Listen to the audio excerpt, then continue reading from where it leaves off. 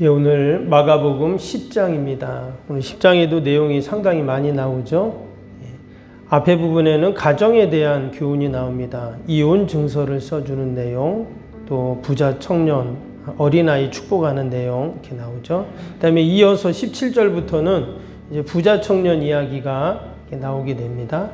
그리고 또 예수님의 순환에 또 예고하시는 내용, 또 섬김에 대한 내용, 또 여리고의 맹인을 고쳐주시는 그런 내용들이 쭉 나옵니다. 우리가 마가복음을 읽으면서 유이 흐르는 주제가 있다 했죠? 기억나세요? 섬김, 또 종으로 오신 예수님, 이것을 계속 이야기한다고 했는데 오늘 이 10장도 마찬가지입니다. 가만히 묵상해 보면 사건이 여러 가지, 또 교훈이 여러 가지 나오지만 하나같이 다 예수님의 이 섬김이라는 코드가 이 안에 다 이게 숨겨져 있습니다. 오늘 이 부자 청년 예수님하고 대화하는 내용에도 이제 그런 게 나오고, 또 마지막 45절 한번 볼까요? 뒤에 45절에 보니까 마태복음에도 이제 나왔던 말씀인데, 오늘 10장 45절에 인자가 온 것은 섬김을 받으려 함이 아니라 도리어 섬기려 하고 자기 목숨을 많은 사람의 대속물로 주려 함이니라 그랬죠. 이제 이게 마가복음 전체의 주제 성구라고 이렇게 말할 수가 있습니다. 그래서 결국 예수님이 하시는 모든 지금 말씀들은 뭐와 연결이 되어 있냐? 섬김과 이제 연결이 되어 있습니다. 지금 이 부자 청년 대화도 마찬가지고요. 여기 보면 또 제자들이 또 야고보하고 요한이 35절에 보면 예수님께 뭔가를 요구하잖아요. 그렇죠? 뭐 주기를 원하냐 그랬더니 37절에 주의 영광 중에 우리를 하나는 우편, 하나의 좌편 이렇게 앉게 해 주십시오. 이런 얘기도 한단 말이죠. 근데 다이가 뭐가 관련이 있다고요? 섬김과 관련이 있어요. 먼저 이 부자 청년 얘기를 한번 들어보면 오늘 17절에 예수님이 길을 가고 있는데 어떤 사람이 달려와서 갑자기 예수님 앞에 무릎을 꿇습니다. 그리고는 선한 선생님이요 하면서 내가 무엇을 해야 영생을 얻을 수 있습니까? 이렇게 예수님께 지금 질문을 하고 있어요. 오늘 22절에 보면 이 청년이 뭐라고 말했냐면 재물이 많은 고로 이렇게 나왔어요. 재물이 많다는 거예요. 부자라는 말이겠죠. 마태복음에는 부자라고 나오고 이제 또 누가복음에 보면 관원이라고 나옵니다. 그러면 이 사람은 돈도 많고 또 세상적인 권세, 지위도 있는 이제 그런 사람인데 이런 사람이 갑자기 예수님 앞에 무릎을 꿇었어요.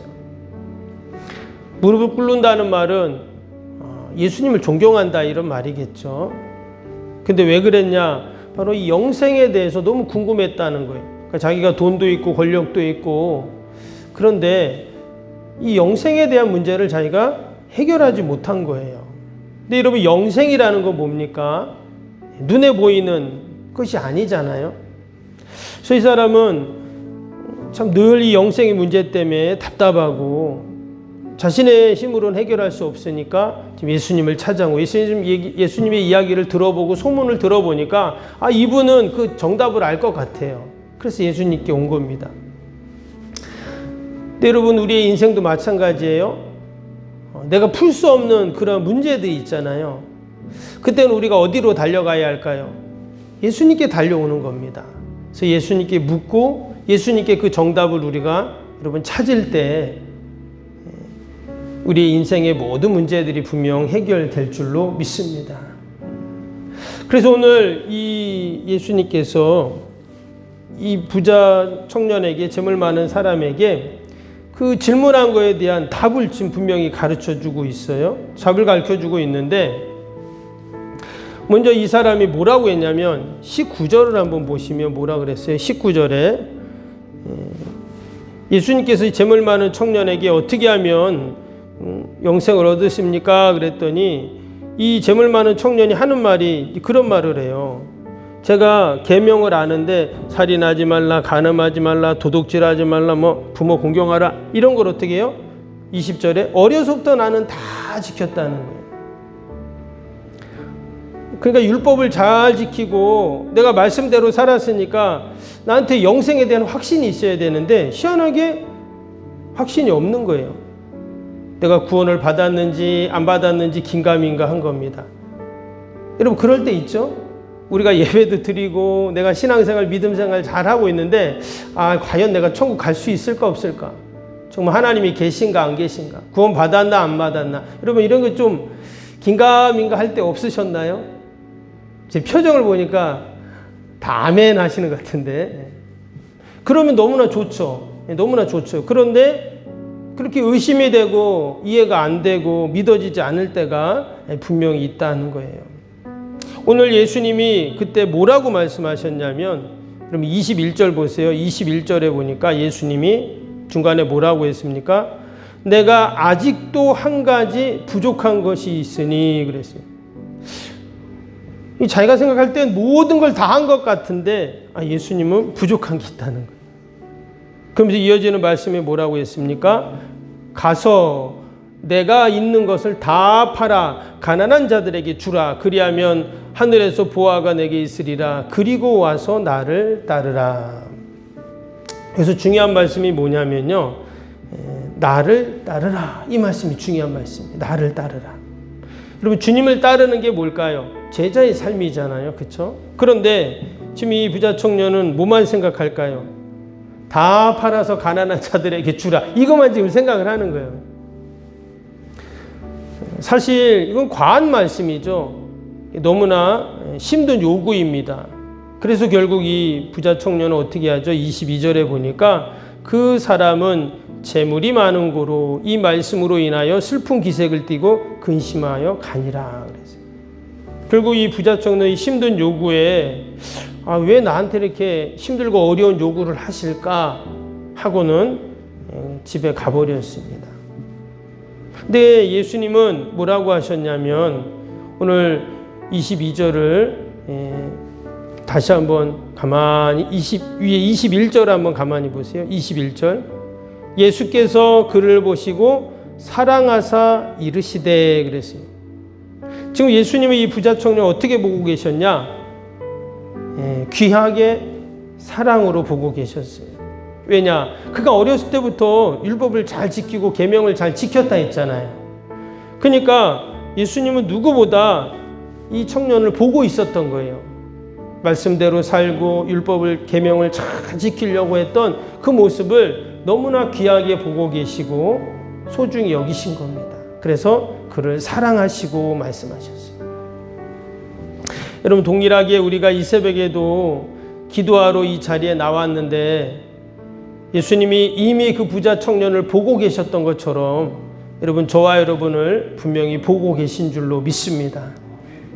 우리가 이 예배의 자리를 지키고 사명의 자리를 지키고 이 기도의 자리를 지키는 것을 하나님은 너무나 사랑스럽게 귀하게 보고 계시다는 거예요. 예수님은 그래서 이 청년을 누구로 삼으려고요? 제자를 삼으려고 했어요. 제자를 삼으려고 했어요.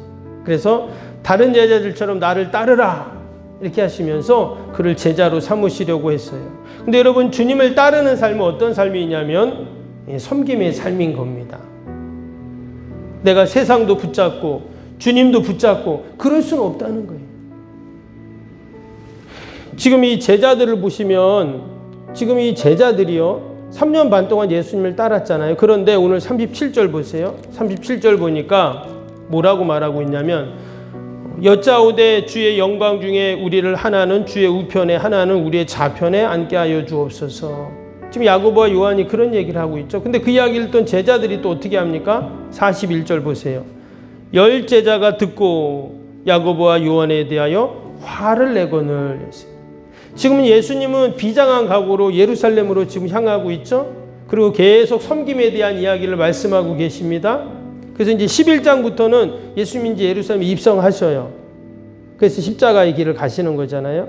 그런데 지금 예수님은 비장한 마음으로 그 십자가를 지시는 사명을 감당하시려고 지금 가고 계시고 계속 섬김의 얘기를 하고 계신데 지금 제자들은 뭐라고요? 3년 반 동안 지금 예수님 따라다녔으면서도 지금 이 고난에 대한 지금 32절에 34절까지 세 번째 고난에 대한 예고를 지금 하고 계시는데도 무슨 말인지 모르는 거예요. 그리고는 예수님 좀 영광 중에 우리를 우편에 좌편에 좀 한 자리씩 꼭 마련해 주셔야 됩니다. 지금 이런 얘기만 계속 하고 있는 거예요. 또 다른 제자들은 그 야고보와 요한을 보고 또 막 샘을 내고 화를 내고 또 이러고 있습니다. 예수님 마음이 어땠을까요? 조금 전에 그 부자 청년도 제자로 삼으려고 했는데 가버렸다 했잖아요. 지금 마음이, 예수님의 마음이 너무나 힘드셨을 겁니다. 그러면서 예수님께서 마지막에 지금 45절 말씀처럼 인자가 온 것은 내가 지금까지 이렇게 했던 이야기들, 또 수많은 기적들, 이적들, 그리고 마지막 십자가의 길을 가시려고 예루살렘에 입성하는 그 이유, 결국 뭐라고요? 인자가 온 것은 섬김을 받으려 함이 아니라 도리어 섬기려 하고 자기 목숨을 많은 사람의 대속물로 주려 함이니라. 그러면 이것이 바로 우리 믿는 성도들의 모습이고 또 우리 교회가 존재하는 이유이고 우리가 이 새벽에도 주님 전에 나와서 함께 기도하는 그런 이유가 되는 줄로 믿습니다. 우리는 늘 예수님처럼 섬김의 자리에 있는 겁니다. 왜 나만 섬겨? 왜 나만 해가 아니라? 왜 우리 교회만 해가 아니라? 예수님이 그렇게 사셨고 또 우리는 그 길을 따라가는 자들이기 때문에 이것이 하나님의 나라의 원리이고 하늘의 진리이기에 우리는 늘 여러분 섬김의 자리에 있을 때 하나님이 귀히 여기시고 결국 하나님께서 우리를 높이시고 세우시고 축복하실 줄로 믿습니다. 오늘 43절 44절단 보시면 너희 중에 그렇지 않을지니 너희 중에 누구든지 크고자 하는 자는 너희를 섬기는 자가 되고 너희 중에 누구든지 으뜸이 되고자 하는 자는 모든 사람의 종이 되어야 하리라. 결국 섬기는 자를 하나님은 높여주신다는 거잖아요. 오늘도 저와 여러분이 늘 여러분 예수님처럼 섬김의 자리에 있고 늘 섬기는 저와 여러분 되시기를 주님의 이름으로 축복합니다. 우리 오늘도 말씀 생각하면서 우리 함께 화요일 기도 함께 할까요? 화요일 기도입니다.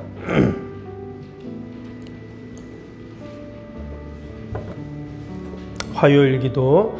시공과 관련한 모든 인허가 절차가 순조롭게 진행되게 하옵소서. 아멘. 건축위원과 설계 및 시공사 간의 원활한 소통이 이루어지게 하옵소서. 아멘. 공사기간 동안 날씨와 모든 환경을 주장하셔서 공정에 차질이 없게 하옵소서. 아멘. 지역 주민들에게 불편함을 끼치지 않는 안전한 공법으로 건축되게 하옵소서. 아멘. 착공부터 완공에 이르기까지 지역사회와 긴밀한 우호관계를 유지하게 하옵소서. 아멘. 건축사와 건설사, 시공사를 붙드시고 초심을 잃지 않고 잘 감당하게 하옵소서. 아멘. 공사기간 동안 안전사고나 불미스러운 일이 한 건도 발생하지 않게 하옵소서.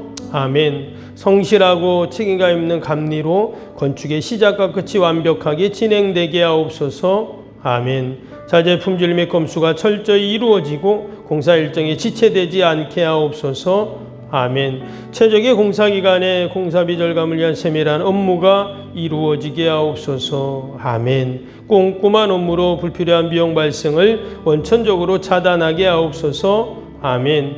건축에 필요한 모든 재정이 시기적절하게 잘 채워지게 하옵소서. 아멘. 입당에 이르기까지 모든 건축 과정에 재정의 집행이 어려움 없게 하옵소서. 아멘. 헌금을 약정하고 드리는 성도들에게 복을 주셔서 간증이 넘치게 하옵소서. 아멘. 건축으로 인한 교회 사역이 위축되지 않도록 풍성한 재정으로 채워 주옵소서. 아멘. 예수님의 이름으로 기도합니다. 아멘. 사랑과 은혜가 충만하신 하나님 아버지, 오늘도 약속의 말씀 붙잡고 믿음으로 주님 앞에 나왔습니다. 주님이 가셨던 그 섬김의 삶을 우리도 다 따라가게 하여 주시옵소서. 아버지, 누구든지 크고자 하는 자는 섬기는 자가 되고 누구든지 으뜸이 되고자 하는 자는 종이 된다고 하셨는데, 그러나 우리는 이런 세상의 원리, 세상의 기준으로 사는 자들이 아니라 우리가 낮아지고 도리어 섬기는 자가 되어서 늘 주님이 우리를 칭찬하시고 또 하나님 영광 돌리는 저희들 다 되게 하여 주옵소서. 아버지, 오늘도 우리가 약속의 말씀 붙잡고 또 믿음으로 기도합니다. 나라 민족과 교회와 이웃과 또 우리 사랑하는 자녀들 하나님 다 올려드릴 때 하나님 선하게 도우시고 인도하여 주옵소서. 추운 날씨에 우리 어르신들 건강 잃지 않게 하시고 늘 강건케 하여 주옵소서. 하나님, 이 나라 민족을 불쌍히 긍휼히 여겨주시고 아버지, 우리의 믿음의 성도들 한국교회가 아버지 민족을 끌어안고 우리가 함께 기도하게 하여 주시고 아버지, 이 나라를 사랑하셔서 정말 세계 민족 가운데 우뚝 서게 하여 주시고 늘 하나님 영광 돌리는 우리 민족이 되게 하여 주옵소서. 대통령 위정자들에게 지혜를 주시고 하나님을 두려워하는 마음을 주셔서 나라 국정을 잘 이끌어가게 하여 주옵소서. 주님의 몸된 교회를 이곳에 세우시고 지금까지 아버지 귀한 복음 역사를 섬기게 하심을 감사합니다. 주님의 교회가 더 든든히 서가게 하시고 더 하늘의 별처럼 빛나고 하나님 더 귀히 쓰임 받을 수 있도록 아버지 새성정 건축의 모든 일정들이 하나님의 은혜 가운데 진행되고 아버지, 우리가 지금까지 기도하여 싸우니 온 마음과 정성을 모아서 힘있게 성전을 건축할 수 있도록 축복하여 주옵소서. 이를 위하여 함께 마음을 모으고 정성을 모으고 기도하며 헌금하며 주님 앞에 나아가는 모든 성도들 축복하시고 하나님 더 좋은 것으로 더 갚아 주시옵소서. 감사하며 예수님의 이름으로 기도하옵나이다.